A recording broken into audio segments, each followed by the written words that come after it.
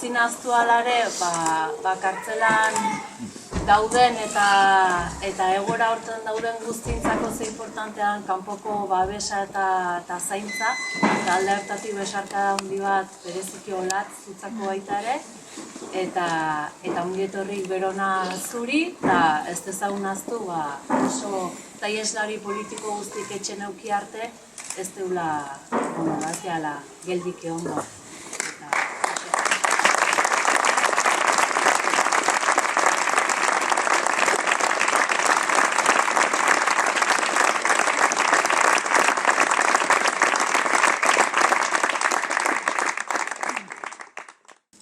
Horrendik lan asko dago itxeko eta animo pila, denok elkartu eta beti aurrea.